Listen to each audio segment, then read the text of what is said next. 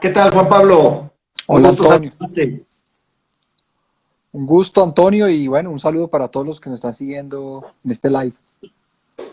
Muchas gracias, Juan Pablo. Un saludo. Sabemos que estás en Colombia y para nosotros es un placer recibirte. Nuestro agradecimiento por aceptar esta charla.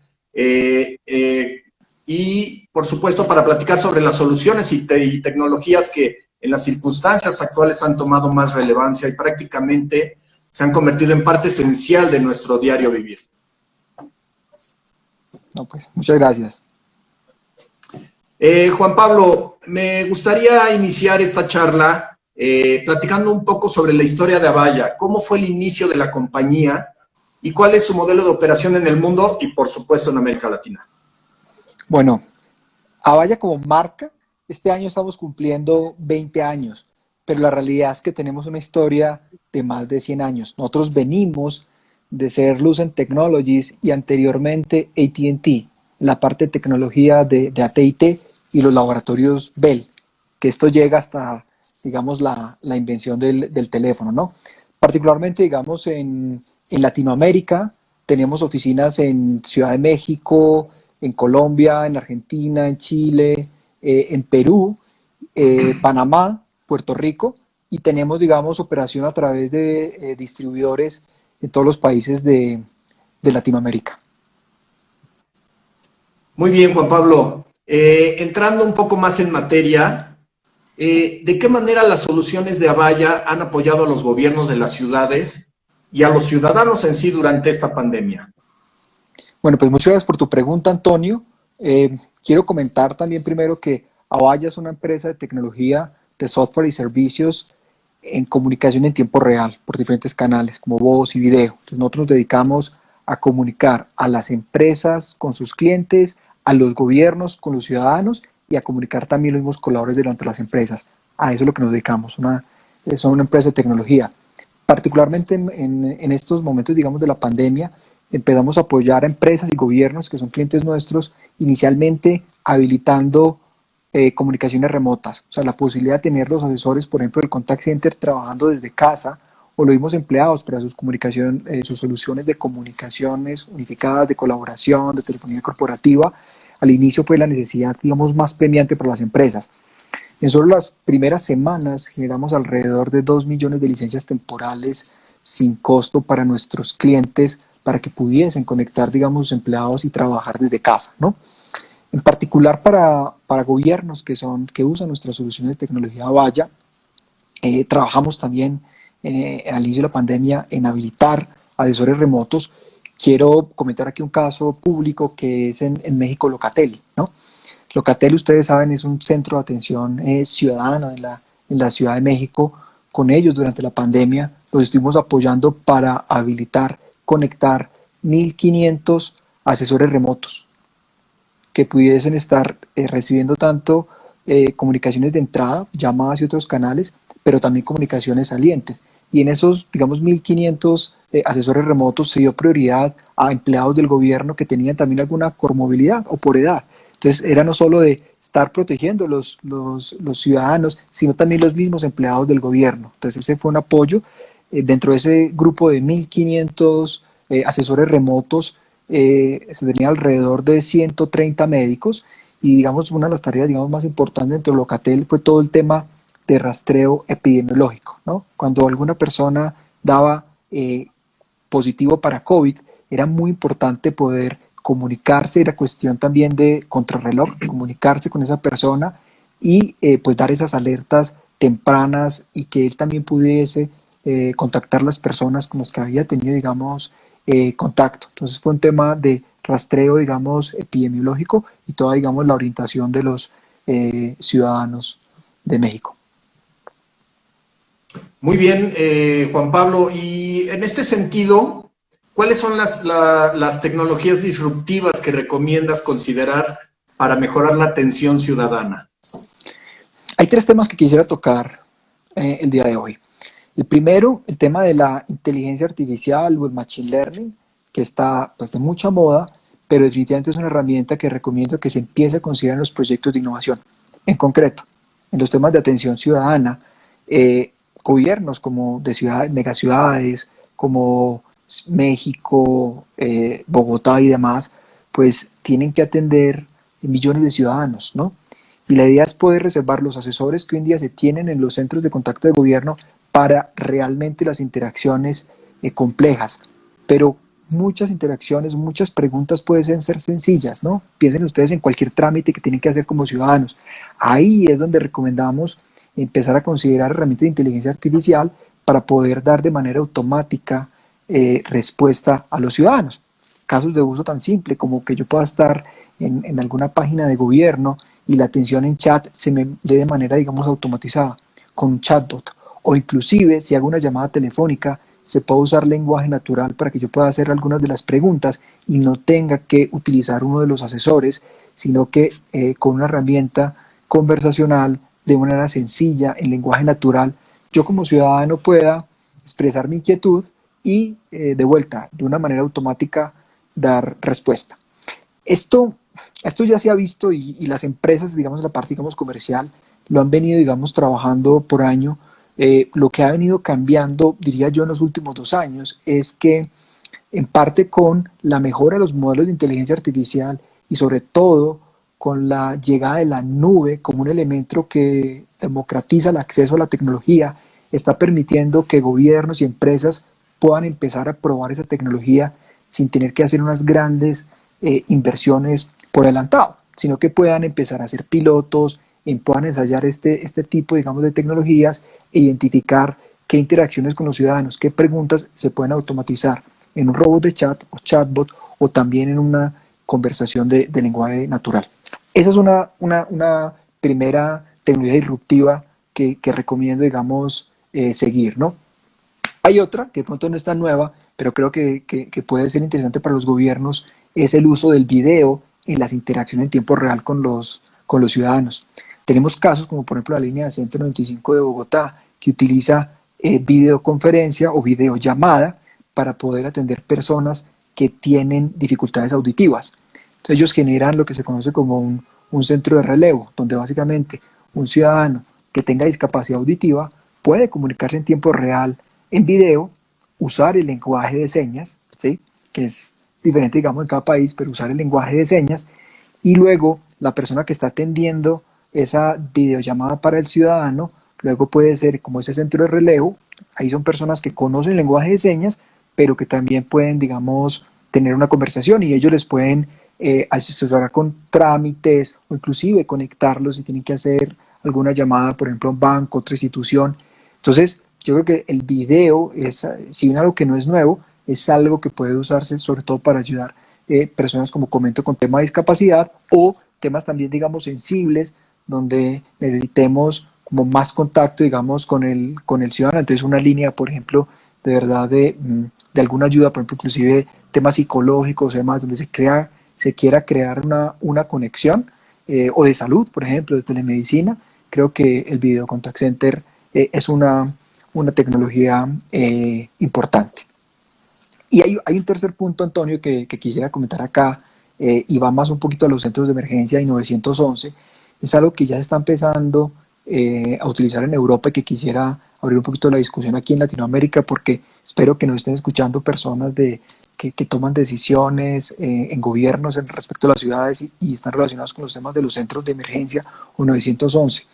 Y tiene que ver con el uso de lo que se conoce en Europa como e-call o electronic call. ¿Y de qué se trata? Es todos los carros o coches que se venden en Europa a partir de mayo del 2018, para poder vender un coche nuevo en Europa, tiene que venir con una SIM card, con una tarjeta, ¿sí?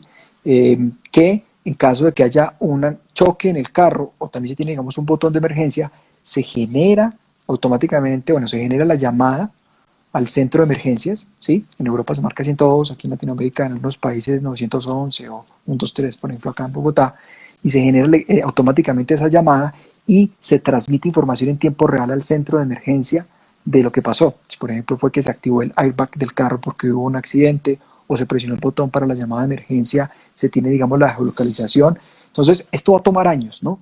Pero si vemos el caso, digamos, el ejemplo de Europa, donde se empezó por regulación, ya se exige que, de vuelta, cualquier auto vendido a partir de 2018 ya incorpore esa tecnología.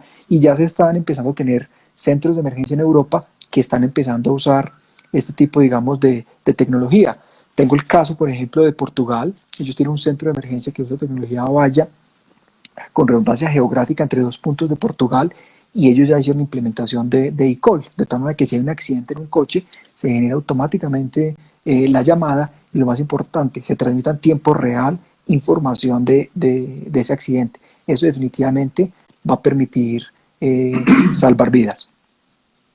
Sí, por supuesto. Creo que poniendo mucha atención a tu respuesta, Juan Pablo, acabas de mencionar dos palabras clave que van a ayudar a impulsar todo este tipo de ideas y todo este tipo de soluciones en América Latina, ¿no? Regulación e implementación, ¿no? En esos temas es donde tenemos que hacer una vinculación, donde tenemos que hacer un frente común, tanto la parte de gobiernos como la parte de empresas, como Avaya, que está lista para implementar este tipo de soluciones, y van de la mano, ¿no? Y siempre es la disyuntiva que tenemos en América Latina, los temas de regulación y de implementación, aunque creo que haciendo una buena función y teniendo una buena vinculación con los gobiernos, que es uno de los ejes principales que manejamos en Smart City, es como se pueden lograr implementar este tipo de soluciones tan importantes y bajo varios ejes como lo maneja Avaya, ¿no?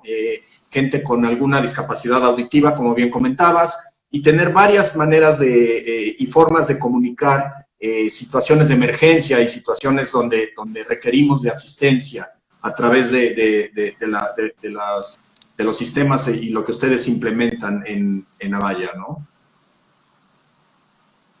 Sí, definitivamente, Antonio. Es la idea. Muy bien, Juan Pablo, pues sabemos que los contact center han sido clave para la atención a los ciudadanos durante esta contingencia. ¿Cómo convergen o cómo generan sinergia estos contact centers de atención ciudadana con los centros de atención de emergencia? Ya nos hablaste un poco de esto, pero me gustaría que ahondaras un poco más en el tema, por favor. En las grandes ciudades se empezó por las líneas de emergencia, los 911, pero claro, se pueden congestionar, ¿no? Porque los ciudadanos pueden tener cantidad de dudas de trámites, de temas de impuestos y demás, ¿no? Entonces se empezó, digamos, por Estados Unidos a generar lo que se conocieron como las líneas 311, que buscaban descongestionar los servicios de emergencia y todo lo que no fuese una vida en peligro o un crimen en flagrancia, la idea era que se redireccionaran los 311. Y luego eso también lo empezamos a ver en Latinoamérica. Entonces, en ciudades como, por ejemplo, en Ciudad de México se tiene la línea Locatel, comentado, por ejemplo, en Bogotá la línea 195, y pues estos contact centers de atención ciudadana, de asesoría y demás, han venido, digamos, creciendo y prestando unos servicios, digamos, muy importantes para los ciudadanos. Ahora, ¿cómo se pueden coordinar con las líneas de emergencia? Voy a tomar aquí ejemplos prácticos. Pensemos en los desastres naturales, los huracanes, ¿no? Por ejemplo, ¿no? Entonces, pues se va teniendo, digamos, un rastreo de cuándo se estima que llega el huracán y demás. Entonces, es importante poder tener esa coordinación entre los centros de atención ciudadana y los centros de emergencia antes, durante y después del desastre. Antes, en los temas, digamos, de prevención. Obviamente, tomo el huracán, que es algo que se sabe un poco de anticipación, por lo menos con algunos días, cuando va a llegar, ¿no? También durante la emergencia y después de la emergencia. Inclusive pensemos también no solo en un tema de huracán, pensemos, por ejemplo, en el riesgo sísmico que tenemos en tantas ciudades de Latinoamérica, como el caso, digamos, de Ciudad de México. Entonces, cómo una línea de atención ciudadana puede coordinarse con la línea de emergencias para, por ejemplo, el manejo de voluntarios, el control de rumores, ¿no? Y asesoría, digamos, de los ciudadanos, y de vuelta buscando descongestionar la línea 911 de lo que no sea una vida en riesgo o un crimen en flagrancia, y atenderlo de esa manera. Muy bien, Juan Pablo. Dándole un pequeño vuelco a nuestra conversación, quisiera que nos compartieras algunos consejos y las mejores prácticas que han detectado para que el trabajo remoto sea realmente una experiencia positiva. Yo te diría, ¿no? Hoy por hoy, pues muchas empresas están teniendo, si no todos, buena parte de sus asesores de servicio al cliente o de atención ciudadana trabajando desde casa, ¿no? Y esto, pues, definitivamente representa un reto. Te puedo comentar un poco de la experiencia, que no es una tendencia nueva a tener antes desde casa, pero que definitivamente la pandemia, pues, aceleró el proceso. Voy a dar como algunas ideas. Primero, si tú eres el, digamos, responsable de servicio al cliente o servicio ciudadano y tienes un grupo de asesores que está trabajando desde casa, atendiendo, digamos, a ciudadanos por chat, por llamada telefónica, es muy importante la rutina de inicio en la mañana. O sea, asegurarse que todos los asesores se pudieron conectar apropiadamente, que tienen todas las condiciones. Entonces hay que llevar esa rutina, digamos, de inicio y asegurar, digamos, que tienen las condiciones y que vamos a poder iniciar bien, digamos, durante el día a trabajar, ¿no? Hay otra recomendación para los agentes que trabajan desde casa, ¿sí? Y para los que tienen esta responsabilidad de llevar estos servicios es, eh, siempre hay una rotación importante en los contact centers. Entonces están llegando nuevos asesores. ¿Cómo es el proceso de capacitación? ¿Cómo voy a capacitar yo a un agente remoto que nunca ha tenido la oportunidad de estar, digamos, en sitio y recibir probablemente esa capacitación presencial?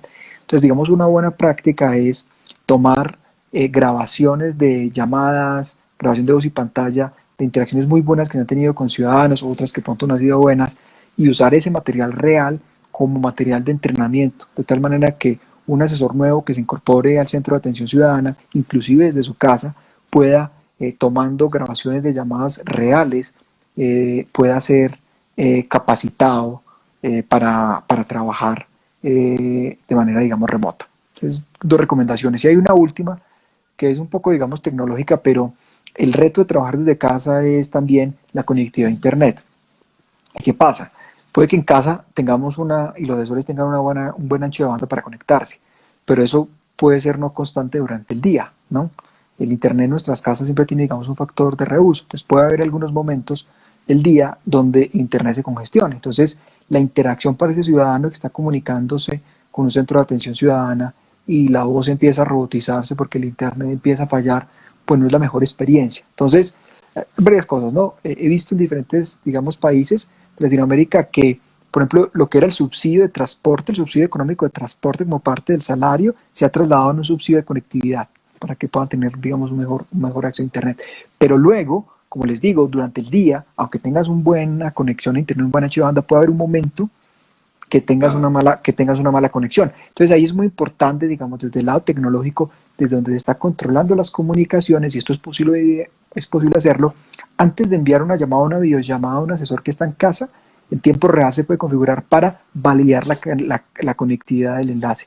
Si no es la apropiada para una comunicación en tiempo real, el sistema puede poner no disponible a ese asesor y redirigir la llamada o la videollamada a otro asesor de la cola, para que eso sea, digamos, también en dinámico en tiempo real. Es una tercera recomendación, esto un poco más para los que están administrando esas tecnologías, que consideren proactivamente todos estos aspectos, porque el Internet en casa pues es algo que en cualquier momento podría fallar, ¿no?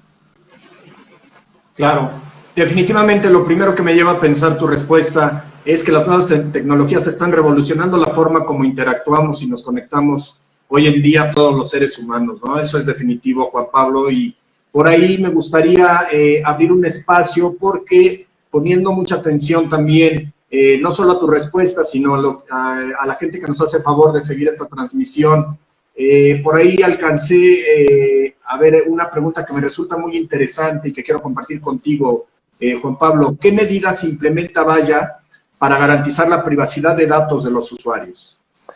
Eso es un tema, digamos, muy importante, ¿no? Como comentaba, nosotros somos una empresa líder en el tema de contact center, de customer experience. Nuestras soluciones las usan entidades financieras, empresas aseguradoras, empresas de telecomunicaciones y gobiernos, ¿no? Y estamos quedando, sobre todo hablando, por ejemplo, de los sistemas de grabación, estamos quedando con la voz del cliente o con la voz del ciudadano. Entonces, para nosotros en Avaya es de vital importancia el cuidado y la privacidad de esta información. ¿Cómo se hace?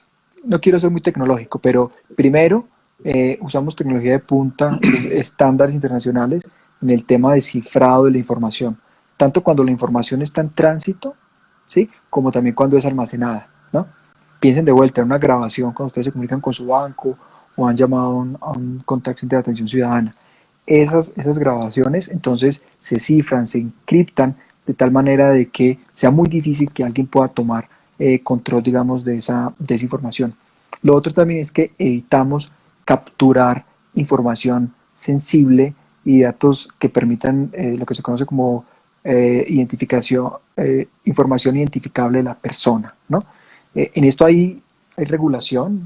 viendo el caso, por ejemplo, de Europa, está la regulación GDPR. Nosotros usamos y nos acogemos a ese tipo, digamos, de regulaciones. En la industria financiera está, por ejemplo, el tema de PCI DSS, Payment Card Industry Advanced Security, porque también recibimos pagos. Miren ustedes cuando llaman a un contact center y compran un boleto de avión y dan su informe de tarjeta de crédito. Entonces lo que hacemos es, esa información sensible, como por ejemplo un número de tarjeta de crédito, un número de identificación ciudadana, lo enmascaramos y ni siquiera lo guardamos, ¿sí? Lo eliminamos, digamos, por ejemplo, de la grabación de la interacción, o si el cliente ingresa ese, por ejemplo, un número de tarjeta de crédito en un sistema de respuesta, nosotros lo usamos en ese momento, pero no lo almacenamos ni siquiera, ¿sí? Porque de vuelta, es vital y es crítico poder mantener, digamos, la confidencialidad de estas interacciones. Sí, por supuesto que es un tema muy importante y el manejo de la información. Y por supuesto que con esta respuesta me queda claro cuál es todo el proceso que hace Avaya cuidando la información, como tú bien decías, inclusive cuando la información está en tránsito, ¿no? Que resulta un tema interesantísimo y de vital importancia para la seguridad de los usuarios, ¿no? Juan Pablo, para concluir esta charla Smart, nos gustaría que nos transmitieras 2 o 3 mensajes que tú consideres importantes y de valor para nuestra audiencia. Bueno, gracias, Antonio. Yo, de vuelta, espero que nos estén aquí escuchando personas que estén trabajando en gobiernos, en ciudades, que participan en la generación de política pública y demás. Y volviendo un poquito al tema de los centros de atención ciudadana y sobre todo, por ejemplo, también las líneas de emergencia, creemos que hay una oportunidad de esa voz del ciudadano que está quedando ahí, todos esos datos que se están quedando de contacto, usarlos para generar analítica y tomar decisiones, ¿no? Vamos a empezar por temas muy sencillos. Por ejemplo, el tema de violencia de género. Los centros de emergencia reciben desafortunadamente pues muchas llamadas que son resultado de violencia intrafamiliar y de violencia de género. Pero esta información, lo interesante es que puede empezar a usarse para empezar a generar estadísticas respecto a esos temas, que ya lo estamos haciendo. Por ejemplo, el 911 de Costa Rica lo hace, ¿no? O en temas de atención ciudadana, está quedando la voz del ciudadano en estas grabaciones, en estas interacciones. Entonces, se puede, por ejemplo, en el tema de trámites que tiene que hacer un ciudadano, empezar a entender dónde está, digamos, la dificultad y a partir de la voz de los ciudadanos que está quedando estos de contacto, repensar cómo, por ejemplo, se podrían hacer mejor los trámites, ¿no? Y vuelvo al tema de género que me duele mucho en Latinoamérica y en todo el mundo es, piensen ustedes lo siguiente, cuando se recibe una llamada a una línea de emergencia por un tema, digamos, de violencia de género, algo muy triste es que puede que no sea la primera vez que llame. Desafortunadamente pueden pasar, digamos, días y semanas y vuelve a repetirse el caso de violencia. Entonces ya se va teniendo información de este número de teléfono, repetitivamente tenemos llamadas. Vi esta iniciativa en Madrid de tener una lista rosa con esos teléfonos de los cuales se han recibido llamadas, por ejemplo, de violencia de género en la línea de emergencias, ¿no?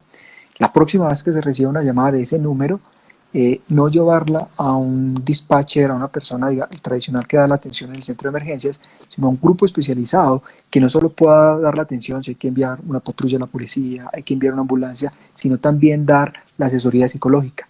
Entonces se reserva un grupo de asesores, generalmente digamos mujeres, con formación en temas de psicología, atención de estos, que pueden dar un poco más de valor. Entonces, pensemos ahí cómo esa información que se está teniendo, interacciones previas en las líneas de emergencia, se puede usar proactivamente para la próxima vez que tenga una llamada, ¿no?